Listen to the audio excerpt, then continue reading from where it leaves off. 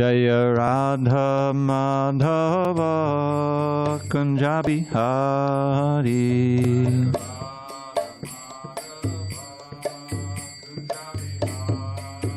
Jaya Radha Madhava Kunja Bihari.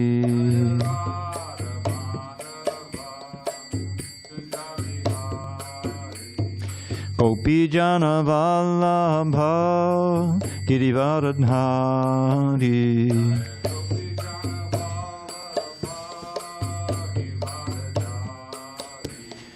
Gopi Jana Vallabha Girivardhari.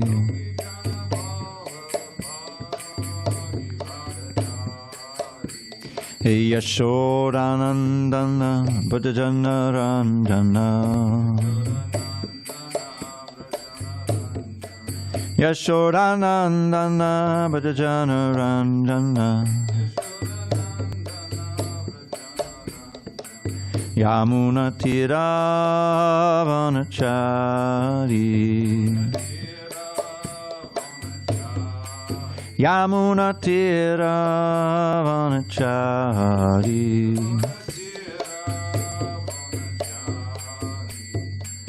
Hare Krishna, Hare Krishna, Krishna Krishna, Hare Hare, Hare Rama, Hare Rama, Rama Rama, Hare Hare.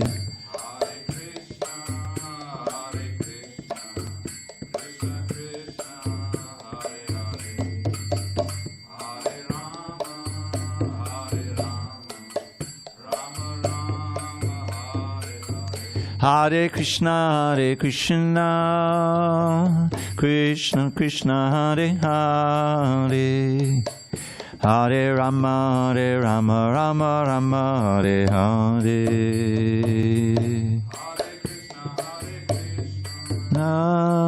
Krishna Krishna, Hare Hare, Hare Rama, Hare Rama, Rama Rama, Hare. Hare Krishna, Krishna Krishna, Hare Hare, Hare Rama, Hare Rama, Rama Rama, Hare Hare. Krishna, Hare Krishna, Krishna Krishna, Hare Hare, Hare Rama, Rama Rama, Rama Hare. Jaya Radha Madhava Kunja Bihari.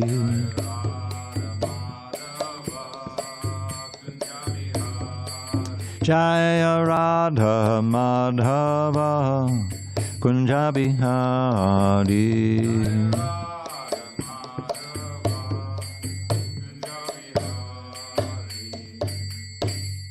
Jai Om Vishnupad Paramahansa Varavajikacharya Ashtottara Sri Srimad His Divine Grace Srila A.C. Bhaktivedanta Swami Prabhupada Ki Jai. ISKCON BBT Founder Acharya Srila Prabhupada Ki Jai. Jai Om Vishnupad Paramahansa Varavajikacharya Ashtottara Sri Srimad His Divine Grace Srila Bhakti Siddhanta Saraswati Thakur Ki Jai. Ananta Koti Vaishnavinda Ki Jai. Namacharya Srila Haridas Thakur Ki Jai. Srimad Bhagavad Gita Ki Jai. Samaveta Bhaktavrinda Ki Jai. All glories to the assembled devotees. All glories to the assembled devotees. All glories to the assembled devotees. All glories to Shri Guru and Gauranga. Okay, let's see where we are now. Are we on text 15 or 14?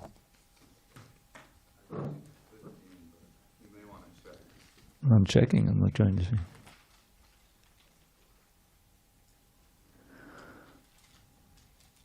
Yeah, we did 14, okay. So we'll be studying text 15 of chapter 6 on page 269.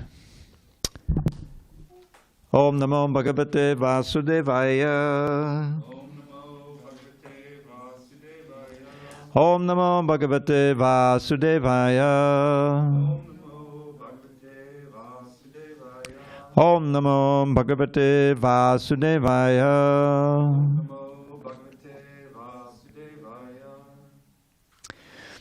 On this 25th day of March 2024 in San Diego, we're reading from Srimad Bhagavad Gita as it is, translation and commentary by His Divine Grace A.C. Bhaktivedanta Swami Prabhupada. And we are in chapter 6 entitled Dhyāna-yoga, the bottom of page 269, text number 15.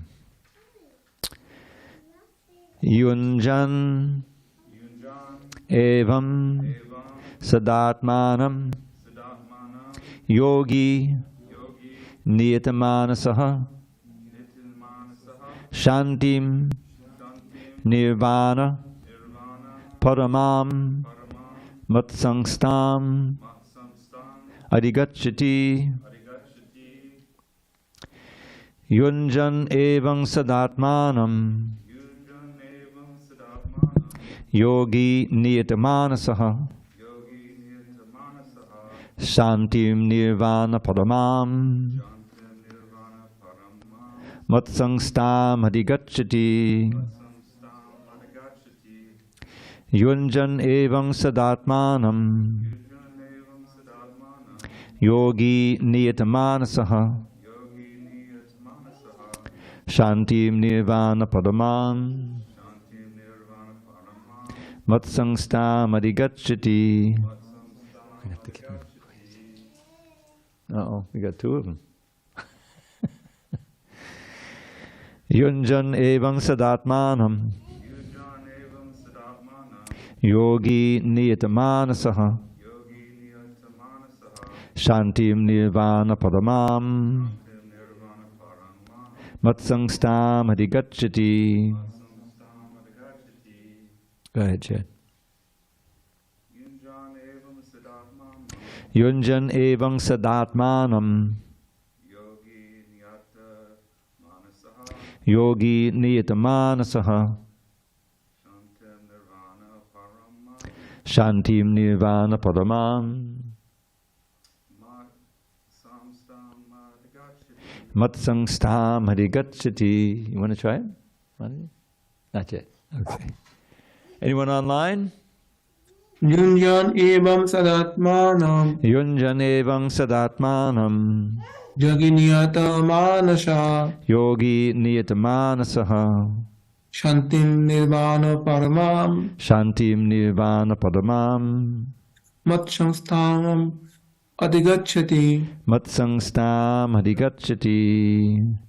I don't know if this is going to be practical with the children because it's going to be distracting. We have another little room here you can stay in until the darshan at 8:15? Yes. Okay, why don't you open it up for them? Open up the lounge for them. Okay. It's a nice room with many, many soft cushions. It'll be wonderful for them. Okay. Here you go. Thank you. Now you have your shoes out here, but you just go around here if you want and go. Okay, he'll meet you there up front. Sorry, but it's a little different. Okay, word by word meanings. I'll just read, you can read along silently. Yunjan, practicing. Evam, as mentioned above. Sada, constantly. Atmanam, body, mind, and soul. Yogi, the mystic transcendentalist. Niyatmanasaha, with a regulated mind. Shantim, peace. Nirvana paramam, cessation of material existence. Matsangstam, the spiritual sky, the kingdom of God. Adhigacchati, does attain. Translation. Thus practicing constant control of the body, mind, and activities, the mystic transcendentalist, his mind regulated, attains to the kingdom of God, or the abode of Krishna, by cessation of material existence. Purport. The ultimate goal in practicing yoga is now clearly explained. Yoga practice is not meant for attaining any kind of material facility. It is to enable the cessation of all material existence. One who seeks an improvement in health or aspires after material perfection is no yogi according to the Bhagavad Gita. Nor does cessation of material existence entail one's entering into the void, which is only a myth. There is no void anywhere within the creation of the Lord. Rather, the cessation of material existence enables one to enter into the spiritual sky, the abode of the Lord. The abode of the Lord is also clearly described in the Bhagavad Gita as that place where there is no need of sun, moon, or electricity. All the planets in the spiritual kingdom are self-illuminated like the sun in the material sky. The kingdom of God is everywhere, but the spiritual sky and the planets thereof are called Param Dhamma, or superior abodes. A consummate yogi, who is perfect in understanding Lord Krishna, as is clearly stated herein by the Lord himself, Matchitta, Matpada, Matstanam, can attain real peace and can ultimately reach his supreme abode, Krishna Loka, known as Goloka Vrindavan. In the Brahma Samhita 537, it is clearly stated, Goloka eva nivasatya kilatma bhutaha. The Lord, although residing always in his abode called Goloka, is the all-pervading Brahman and the localized Paramatma as well, by dint of his superior spiritual energies. No one can reach the spiritual sky, Vaikuntha, or enter into the Lord's eternal abode, Goloka Vrindavan, without the proper understanding of Krishna and his plenary expansion, Vishnu. Therefore, a person working in Krishna consciousness is the perfect yogi, because his mind is always absorbed in Krishna's activities. Savayamana Krishna Padara Vindayoho. In the Vedas also, Shvetashvatar Upanishad 3.8, we learn Tameva Vididvati Mrityumeti. One can overcome the path of birth and death only by understanding the Supreme Personality of Godhead, Krishna. In other words, perfection of the yoga system is the attainment of freedom from material existence, and not some magical jugglery or gymnastic feats to befool innocent people. Om Jnana Timirandasya Jnananjana Shalakaya Chakshur Unmidatam Mena Tasmai Shri Gurave Namaha. I was born in the darkest of ignorance, but my spiritual master Srila Prabhupada opened my eyes with the torchlight of knowledge. I offer my humble obeisance unto him and all members of Sri Parampara. So, Krishna is here giving the final result of yoga practice. And this yoga specifically is the title Dhyāna-yoga, which indicates Ashtanga yoga. Ashtanga means 8 limbs, eight phases. It begins with yama and niyama. Yama are the don'ts, and niyama are the do's. In any process, material or spiritual, if you want to succeed, then you need to be taught what to do and what not to do. I like to give the example of my own life of learning to play the flute. This was way back. I was about 20 years old. And of course I went to a teacher. At that time the lessons were $5 an hour, which was pretty, today would be 25. And the first part was learning how to make a sound. I don't know if you ever tried to play the flute, the transverse flute. It's a tricky, you have to have something called the embouchure, which is, anyway, that took a while just to make a sound. And then how to finger and all the different things about it. And of course there's a lot of practice involved. So the same thing is true in any process, including a spiritual process like yoga. But you would say that the stakes are higher. Because what the ultimate goal of real yoga practice is to break free, but to break free from this samsara chakra. This is a word samsara I think was introduced a long time ago by the Buddhists into English language.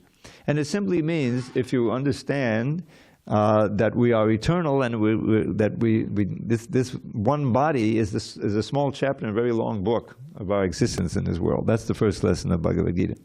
So, as soul, as pure consciousness, we don't die, and nor are we born. But our proper existential perfection is to be in the world of pure consciousness. And that's called, and my Prabhupada mentioned it, Goloka, Vrindavan, and Vaikuntha. The word Vaikuntha in Sanskrit means the place without any anxiety. Now you can see what a contrast it is with this place. even if you have the best material situation here, you're still in anxiety. I may lose it, Or if you're really a little contemplative, you say, I eventually will lose it because I'll get old and die and I'll have to leave it. So you can never be really ultimately peaceful in the material world. You can be for a little time, but then you realize it's just an illusion, because it's just not. This is called sat and asat. Asat is that which is constantly changing. And if we just contemplate our lives, however old we may be, we'll see that that's the constant. It's constant change. We're getting older, we're changing friends, we're getting rich, we're getting poor, we may get sick, we may get well, and there's always constantly changing. And eventually the big change is we leave this body. The body, in any species of life, but just let's think of human beings for a minute. It's an extremely complicated, incredible machine when you think about it. How it's self-healing, how you process, food and it turns into energy and everything else. It's amazing. Medical science has made so many advances, but every doctor will tell you, yeah, but there's still a lot we don't know, especially how the brain works, how consciousness works. So it's so incredibly put together. And so in my understanding, as of course I'm a student of the Bhagavad Gita for many years, is just the existence of our own body should give us a faith in that there's an ultimate kind of brain behind it, intelligence who fashioned it. And not just ours, but all of the different, the cats and the dogs and the insects and the birds and the elephants and everything. So many different varieties. So, but all of this world of change, this what we call material world, and it's analyzed. We have something called Sambandha Gyan. The word Gyan means knowledge. And Sambandha basically means relationship. And the idea is what is this world made of? How did it come to be? Is there a supreme consciousness behind it? If so, what's his or her relationship with it? And where do we fit in? This is Sambandha Gyan. And on the material side, well, we have a version of that. Well, we're human beings, and this is it's been given to us. We may or may not believe in God, but we have this field of activity that we can exploit and get our necessities of life. And there's religions and there's morality, and we should try to follow these. But of course there are whole groups of people who don't believe in that, and they just, we call them demonic, or just very greedy, gangsters, whatever. So that's the world we live in. And what Krishna is teaching here in this particular chapter is the process of the traditional meditative yoga. And he's given us specific instructions how to sit, and with your back straight, eyes half closed, looking between the eyebrows, and he'll talk about regulating, I think he talks about regulating the breathing also. The basic idea is to quiet the mind and get control of the mind and fix it on the Supreme. Now, what is that Supreme? Well, we learn from the Bhagavad Gita and other of our literatures that the Supreme manifests in three facets, if you will. One of the most famous one is probably the white light, is nirvana. Nirvana in the sense of the void, the bliss of no more existence, which includes no more birth, old age, disease, and death, you see. But really, that is understood to be one aspect of the Supreme. Then there's another aspect, which the personalists understand, the indwelling supersoul, that God is in the heart of all of us, that He's there. And what is His function? What is He doing there? He tells in the Bhagavad Gita, He's providing remembrance, knowledge, and forgetfulness. You know how important forgetfulness is? Those who undergo some trauma and PTSD, if I could only forget that, right? So I just think, assuming for a moment that we have lived before and will live again, we have been through so many bodies, so many traumas, If we could remember all that, we couldn't live in the present. We'd all have massive PTSD. Oh, God, But it's fresh. We don't remember it. I don't remember my last life. I don't know anything about my future life. But this birth, old age, disease, and death, birth, old age, this cycle is not natural for the soul. And this is our first goal in any yoga practice. We want to break free of that. But then what happens? What does that mean? And so for devotees, and Prabhupada is giving this hint, and he's always turning it back to the bhakti path, is that there is a world, there is a kingdom of God, if you will, and there souls who have not come to this world because we rebelled against God, they're living there very blissfully, engaging in loving relationship with God. That's what bhakti means. It's all based on love. That it's understood that Krishna, he loves all of us equally. He's infinite. Therefore, he can give us all personal attention and have personal relation with us. And they fall into four that we're familiar with. As servanthood, which can be very blissful if your master is a very loving master and kind and everything. Or friendship even, where God hides some of his divinity so that he can engage in wonderful sports. And, Krishna's famous with his friends in Goloka Vrindavan and Vrindavan, and the cows, of course.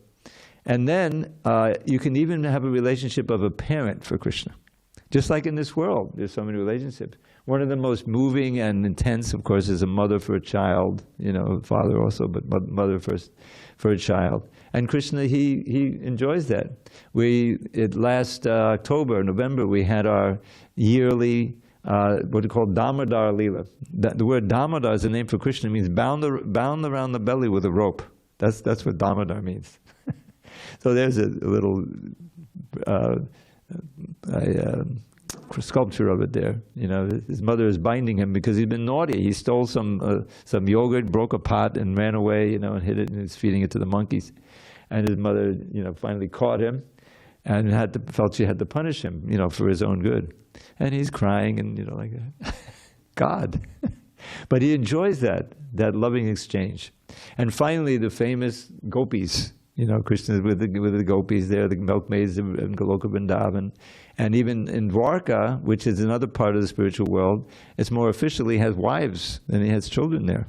And he has that rasa also. It's called the rasa, means the relationship. So that will come later in this book. We'll learn a little bit more about that when he gets to describing bhakti. But this is not bhakti yoga. This is Ashtanga yoga, meditative yoga. And so Krishna's, in the verse we read, in the previous verse he's giving, some prerequisites. One should hold one's body, neck and head. This is text 13:14.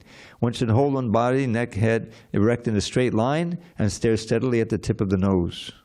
Thus, with an unagitated, subdued mind, devoid of fear, completely free from sex life, one should meditate upon me within the heart and make me the ultimate goal of life. And if you succeed at that, thus practicing the one we read today, constant control of the body, mind, and activities, the mystic transcendentalist, his mind regulated, attains to the kingdom of God or the abode of Krishna by cessation of material existence. So this is a path that it works. But it's practically only a very, very, very few can practice it in this age, But Krishna is speaking it because it's authorized, and what the practice of bhakti yoga does, it contains this, but it even goes further. In other words, it requires one to learn how to control the mind. And what's the process in this age? Chanting the name of God. That is the best process of fixing the mind on God. Subduing in the previous verses he told about the mind can be the best friend of the living entity or the worst enemy. If the mind is filled with fear and anger and all kinds of material desires and passions and addictions, then you have no peace, But if the mind has been trained through the process of yoga, including bhakti yoga, to be fixed on Krishna, and to see the world as an incredible play of what we call the modes of nature. Nature works in these modes. And we're all familiar with them. We might not call them that or know them by name. For instance, the mode of passion. This is called rajoguna. It means one is very eager to enjoy the senses. And I always think, I think of the mode of passion, I think someone going through MIT, Mass Institute of Technology, and many of them come out, expert mathematicians. They go to Wall Street because there's a lot of it's in computers, how to fix that so you can make money, and then we'll get a place in New York, and we'll enjoy, and we'll be part of that group, elite. That's the mode of passion personified. And some few are able to navigate that and succeed, and they are able to, enjoy to a certain extent for some time. But as the body gets older, the senses become harder and harder to satisfy. And indeed, the very senses that were the sources of pleasure can be the sources of pain. There's a verse in the previous chapter which I love to chant. Practically every verse, every class it comes up. Text 22. You can, since you all have books, 522, which is on page 249, I believe. Yes. Yehi sangsparjita boga dukayonaya evate adyantabanta konteya nateshu ramate buddhaha. An intelligent, now this translation has been revised a little bit.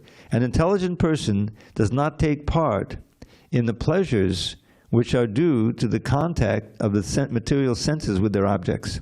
O son of Kunti, such pleasures are the sources of all misery and have a beginning and an end. And so the wise do not take delight in them. Do not delight in them. So this is a basic principle. We are enjoyers. We want to enjoy. There's no question about it. And there's nothing wrong with that. But the problem is when we try to enjoy in the material sphere, it causes a very painful reaction.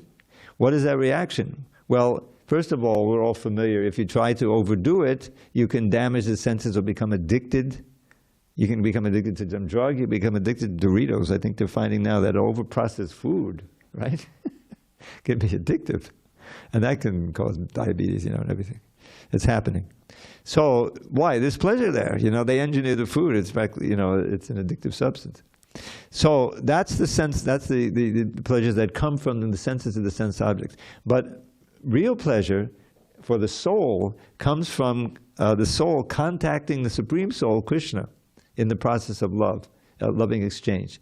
And the wonderful thing is the same senses we use for sense gratification can be used for bhakti, for purification. It's interesting, there's a verse, Atak Shri Krishna Nama Adi Nababed Grayam Indriyai. This is Sanskrit. Sevan Mukhi Jivado Swayameva Spuratyada. That the Shri Krishna Nama, the holy name of Krishna, etc., which is the name, form, qualities, pastimes of the Lord, cannot be understood with our present senses and mind. But if one begins devotional service, beginning with the tongue, who would have thought?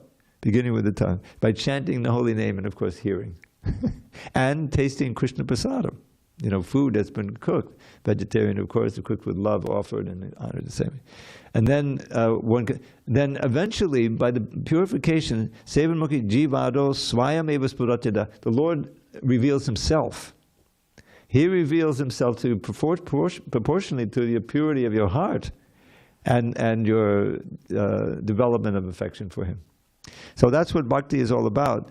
And in this wonderful verse that we just read, he's saying, but the process of sense gratification, which is universal, not even just among human beings, but every species of life has something like that.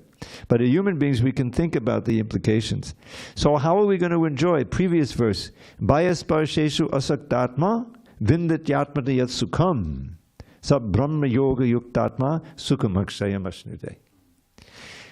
A liberated person is not attracted to material sense pleasure, which is described in 22, but is always entranced, enjoying the pleasure within. In this way, the self-realized person enjoys unlimited happiness, for he concentrates on the Supreme. Now, how does he concentrate on the Supreme? By chanting the holy name of Krishna. That is also concentrating on the Supreme. This is the mercy of the Lord. So we're too fallen to this practice, this yoga is going to be too difficult for us. But the Lord came. Yesterday we had a very important holiday. The appearance of Krishna in His form as the most merciful and munificent avatar, Lord Chaitanya. He's still Krishna, but he just appeared 538 years ago, not 5,000. And he is called Lord Chaitanya Mahaprabhu. And what did he give freely?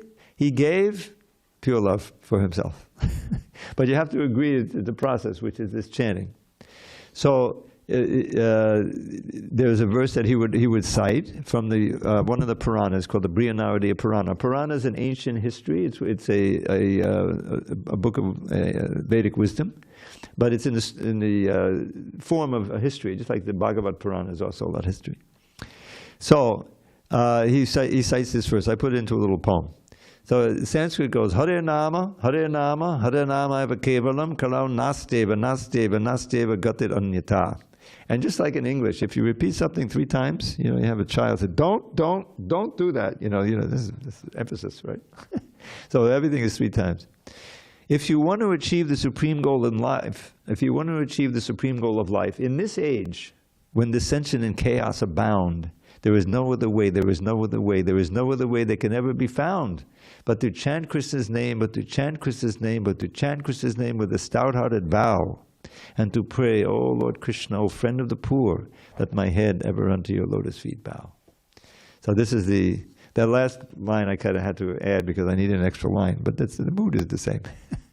Has to be done with reverence and humility. So why is that? Because, this chanting, it's inconceivable. There's so many things inconceivable. But one of the most amazing inconceivable things is that the name of Krishna, that sound, especially when chanted purely by a great devotee like our wonderful founder, Acharya Srila Prabhupada there, I'm very fortunate to be his direct disciple. And that is that it has a great potency of actually bringing you into the presence of God. It is not indifferent and has this potency of God himself. Binat Bannamanamino, the verse goes, there is no separation between the name and the named. So when we chant, even in the beginning, Hare Krishna, Krishna Krishna, Hare Hare, Hare Rama, Rama Rama, Hare Hare, we are contacting the Lord through the sound vibration. And if we proceed to continue that, just like if you happen to come here at 5:15 in the morning, which is already past our original program of Mangalarti at 4:30, we have japa session. It's like a rosary. We have these beads, but they're a little longer, 108 beads, and we're chanting this mantra. There's a group of us in the temple. Hare Krishna, Krishna Krishna, Hare Hare, Hare Rama, Rama Rama, Hare Hare, Hare Krishna, Hare Krishna. Yes, it's kind of a little unusual that someone would do that, but that's the means of getting control of the mind and fixing it on the Lord. And the wonderful thing is that it's progressive, because it's just like, I like to give the example of music. When Eastern music, Ravi Shankar, back in the 60s, he became known, and the Beatles were into it, especially George Harrison. So the Eastern music, Eastern philosophy was getting some popularity. So it was attractive in and of itself. Beautiful drumming and this sitar he was playing, But if you really study and you understand the ragas, they have these ragas for different parts of the day, different seasons of the year. This raga will evoke this emotion. Then you really appreciate it more. Or art. I tell this story. When I was a kid, I grew up near New York City on Long Island, and we go into the city and see some of those wonderful museums there. They have the Museum of Modern Art and other traditional museums. And I would appreciate, there's a Rembrandt, very, very realistic, wonderful. And there's Picasso, with Guernica. I remember that incredible thing. So, but then later on, when I was in my high school, I was still curious about art. So my parents bought me this series of books describing the history of art and what to look for and, like that. So with knowledge, then when I saw this, I can see, the technique he used and it's a historical period, I appreciated it more. Just like the art in this room. If you don't know anything about Krishna's pastimes, or it's obviously striking art, but you don't understand the whole meaning of it and the impact. So the same thing is true of the chanting of Hare Krishna. Is that when you realize, this is a process that's been empowered and authorized by a whole line of realized souls. This is what we call the disciplic succession. Our spiritual master always gave deference to his spiritual master, Bhaktisiddhanta Saraswati Thakur, who lived from, I think, late 19th century to late 18th century to mid 19th century. No, I'm sorry, late 19th century to mid 20th century. He passed away in 1937, I think. And then he always gave deference to his spiritual master and his father, who also raised him, with this knowledge. And when you go back, then you go all the way back to Krishna, who taught Brahma, who taught Veda Vyasa. So and you read about these great souls in our books, especially Srimad Bhagavad Purana, You know, how they acted and had their own students. So it's all backed by this realization and experience of realized souls who describe the greatest joy just in chanting the holy name, if you're completely pure. There's a great acharya in our line, his name is Rupa Goswami. And he's describing his experience of chanting this very mantra that's available to us. I'll give you the Sanskrit. The Sanskrit is beautiful too. Tunde tanda banidating batanode tundavali labdaye karna kroda kadhammani kadayate karna bude bhyakspiham chetak prangana sangani vijayate savendriyanam kutim no jane janita kriyad vidamitai krishneti varnadvahi. The last part of the last line says these syllables, Krishna. Yes, Krishna, iti, varnati. Varnati is syllables. He says, I don't know how much nectar these two syllables Krishna have produced. When I chant them, they seem to dance within my mouth. I want to have millions of mouths to taste the sweetness. When they enter the ear, they seem to expand. I want to have millions of ears to relish the sound. And then when they enter the courtyard of the heart, all the senses become inert, fixed in samadhi, meditating on Krishna. I haven't experienced that, even though I've been chanting quite a while. But just to hear about that, that's the perfection. Just like you want to know, if I'm playing the flute, I like to hear, recordings of wonderful flute playings. It's inspiring. So, I can get like that, it's possible.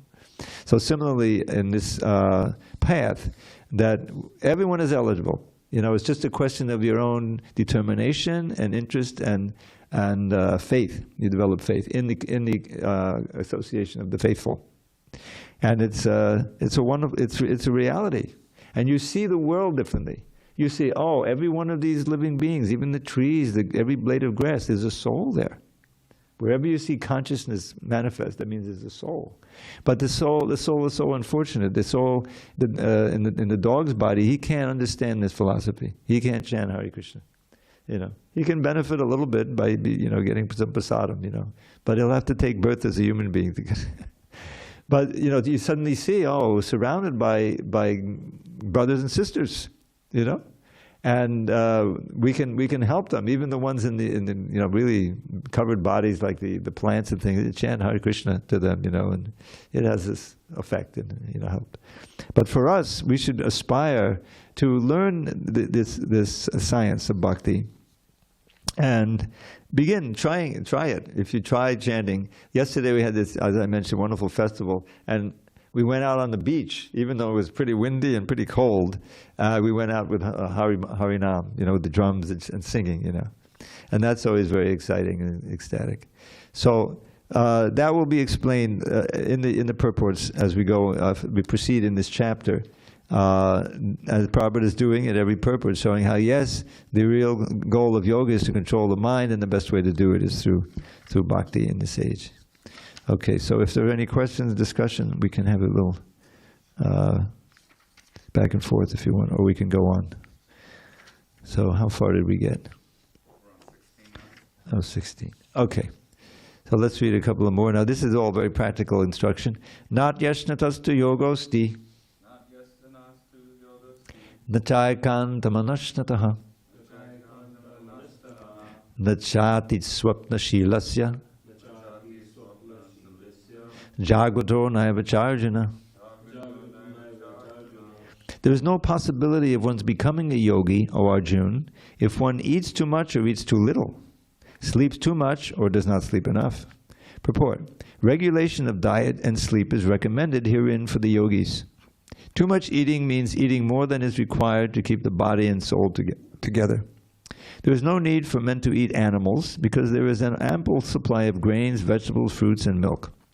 Such simple foodstuff is considered to be in the mode of goodness, according to the Bhagavad Gita. Animal food is for those in the mode of ignorance. Therefore, those who indulge in animal food, drinking, smoking, and eating food which is not first offered to Krishna, will suffer sinful reactions because of eating only polluted things. Bunjate bhagam papa ye pachantyatmakaranat. Anyone who eats for sense pleasure or cooks for himself, not offering his food to Krishna, eats only sin. One who eats sin and eats more than is allotted to him cannot execute perfect yoga. It is best that one eat only the remnants of foodstuff offered to Krishna. A person in Krishna consciousness does not eat anything which is not first offered to Krishna. Therefore, only the Krishna conscious person can attain perfection in yoga practice. Nor can one who artificially abstains from eating, manufacturing his own personal process of fasting, practice yoga. The Krishna conscious person observes fasting as it is recommended in the scriptures. Like, for instance, yesterday we had an all-day fast until the evening time. And it was a little strained, but, it was okay. He does not fast or eat more than is required, and he is thus competent to perform yoga practice. One who eats more than required will dream very much while sleeping, and he must consequently sleep more than is required. One should not sleep more than 6 hours daily. One who sleeps more than 6 hours out of 24 is certainly influenced by the mode of ignorance. A person in the mode of ignorance is lazy and prone to sleep a great deal. Such a person cannot perform yoga. So, we may find that we need a little more than 6 hours, or that we can get on by a little less, but that's like the target, that Prabhupada has given us. And so this is very practical, because the idea is the ideal mean, In other words, moderate, do everything in moderation. Eat enough that's necessary, but not too much. Don't eat too little, fast too little, you won't have enough strength. Don't sleep too much, don't sleep too little. It's very practical. And these are important instructions not only for the Dhyāna-yogi, but for the Bhakti yogi as well. And sometimes, there's an auspicious fast like yesterday, and then in the evening you break it, and if it's a little bit difficult, but you really feel good, having done. Yes, we fasted all day. You fasted, right, Arjun? Half day. Okay, well that's what you could do. Good. All right, why don't we go on? Yuktahara viharasya yukta chestasya karmasu yukta supnava bodhasya yogo bhavati dukkha. He, now when Prabhupada says he, he's referring to he or she. He who is regulated in his habits of eating, sleeping, recreation, and work can mitigate all material pains by practicing the yoga system. Purport. Extravagance in the manner of eating, sleeping, defending, and mating, which are demands of the body, can block advancement in the practice of yoga. As far as eating is concerned, it can be regulated only when one has practiced to take and accept prasadam, sanctified food. Lord Krishna is offered, according to the Bhagavad Gita 9.26, vegetables, flowers, fruits, grains, milk, etc. In this way, a person in Krishna consciousness becomes automatically trained not to accept food not meant for human consumption, or not in the category of goodness. As far as sleeping is concerned, a Krishna conscious person is always alert in the discharge of his duties in Krishna consciousness, and therefore any unnecessary time spent sleeping is considered a great loss. Avyarta kalatvam, a Krishna conscious person cannot bear to pass a minute of his life without being engaged in the service of the Lord. Therefore, his sleeping is kept to a minimum. His ideal in this respect is Srila Rupa Goswami, who was always engaged in the service of Krishna and who could not sleep more than 2 hours a day, and sometimes not even that. Thakur Haridas would not even accept prasadam nor even sleep for a moment without finishing his daily routine of chanting with his beads 300,000 names. That's we chant about 28,000, I think, with our 16 rounds. There's a little history here, because in the Gaudiya Math, which was Prabhupada's organization that he was part of before he came to America, and it was run by his spiritual master. The standard was 64 rounds. Now 64 rounds, if you chant 5 minutes a round, which is very fast, you still need to chant for 5 hours and 20 minutes a day. I checked it out. I thought, how can I integrate that into the morning program? It's not easy. So this Haridas Thakur, he was chanting not 16 rounds, or not 64 rounds, but 192 rounds, which is, even if you chant 5 minutes a round, it's 16 hours a day. So this Haridas Thakur, he was the what we call the acharya, or the exemplar for the chanting of the holy name. And he was a contemporary of Lord Chaitanya. So he was always in complete bliss, absorbed in chanting that. And there's some interesting stories about it. We don't have time to go into it now. But that's not necessarily us. Prabhupada, when he came to America, he struggled for about a year almost before he got some traction in New York. And it's a wonderful story. And then finally it came to the point he had some serious students. This was the mid-60s, middle of the hippie era, and God, people were interested in God. They were taking trips and things. And so he had a core of serious practitioners there. And so he introduced the idea of initiation. Now, initiation, of course, means beginning. They had begun, but to really be confirmed, then you take vows before the spiritual master. You get a new name, so you change your identity. It's bhakta, or devotee. So he had half a dozen who were serious and ready to try it. So so here's the standard: you need to chant 64 rounds because that's what he's coming from. So they tried. You couldn't go into the store and buy beads like we had.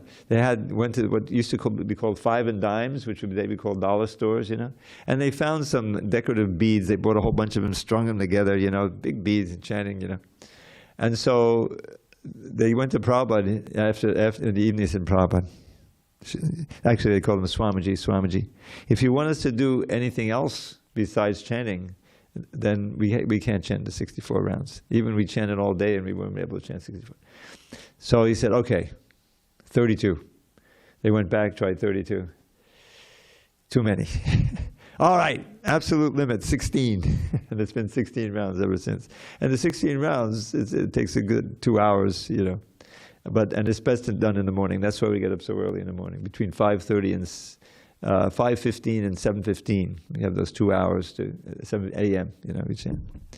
So, but it's a wonderful practice. I've been doing it for I'll be 51 years in the 23rd of this month. That's when I moved in. And I should be much farther along. I should be already hiripolating and experiencing more ecstasy. But I can honestly say I've never regretted it. Joining this movement and learning to practice this, because the wonderful thing is that you can do this at any time. In other words, you're rich or poor, it doesn't matter, wherever you are, you can remember Krishna. Even if you're in a place where you can't chant out loud, you can chant to yourself and remember in your mind and be thinking of Krishna. And there are so many wonderful, I'm going to be a sample here because we have a little time. So many wonderful writings. Besides, Bhagavad Gita is the ABCs actually, a very important book, spiritual book. But we have the Srimad Bhagavatam, which has, it's much longer and goes into much more detail. And the Sanskrit poetry is exquisite. I'll give you a sample. This is from the Bhagavatam. And this is a verse describing one who is surrendered to Krishna's lotus feet, then he can cross over the ocean of birth and death. It shrinks down to the size of the water in a calf's hoof print. And it describes, not for those people, who have taken to this, is this world, material world, where there is danger at every step. So listen to the poetry, even though you don't know the meaning. Samashitaye padapallavatlavam mahatpadam punyesho marare pavambude vatsapadam parampadam padampadam yadhipadam natesham. So that's, I gave the meaning. And I'll tell you one or two that I put into poetry.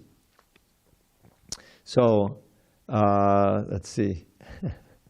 So here's an important verse. This is a verse written by Lord Chaitanya, who's Krishna himself, about the benefits of chanting Hare Krishna, especially in congregation together. So it's a nice long verse. Chaito darpana marjanam bhava mahada bhagni nirvapanam shreya kaidava chandika vatadanam vidyavadhu jivanam anandam buddhivardhanam pratipadam purnamita swadanam sarvatmasnapadam padam vijayate Shri Krishna Sankirtanam. All glory to the chanting of Shri Krishna's holy names, which easily extinguishes samsara's blazing flames by polishing the lust-encrusted mirror of the heart. That chanting is the waxing moon that knows the secret art of causing the white lotus of good fortune to unfurl its petals far and wide throughout this bleak and blighted world. Of transcendental knowledge, which will take us to life's goal, the chanting of the name of Krishna is the life and soul.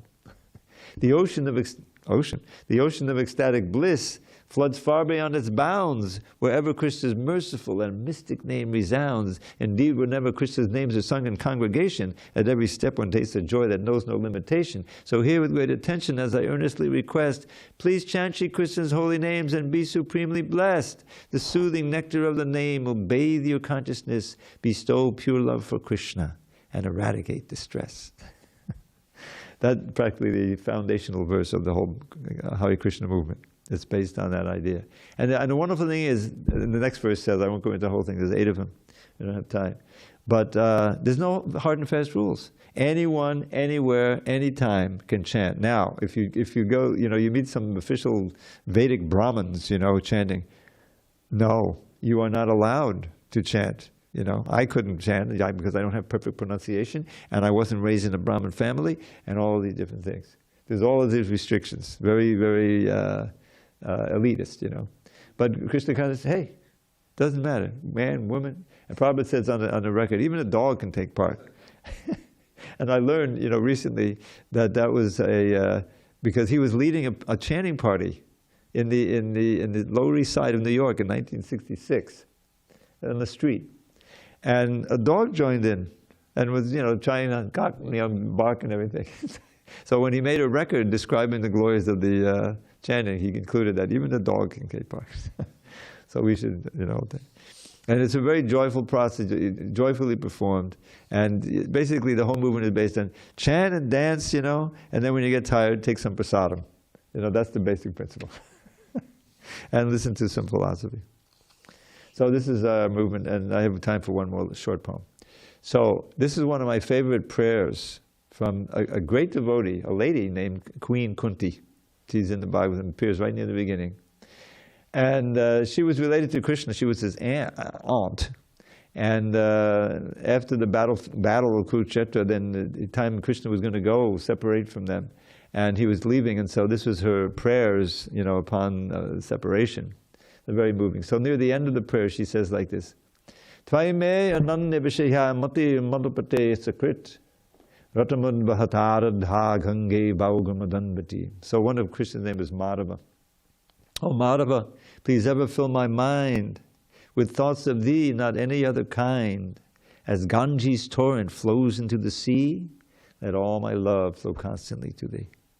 It's a prayer. Anyone can adopt that prayer. Okay, so if there's no comments or questions, I'm sorry, I kind of got a little bit away from the verse, but I think we did 17, so we'll resume with 18 tomorrow if you're interested. And this will be actually mentioning a wonderful king. Even though he was king and everything, he was a pure devotee, and it describes his whole being was focused on Krishna. Okay, so just a short one. Every body dies. Nobody dies. Wake up and open your eyes. You're not that body, you're a pure spirit soul. Chant the holy name and attain life's goal. All glory to Srila Prabhupada. And thank you for listening. There's many on YouTube.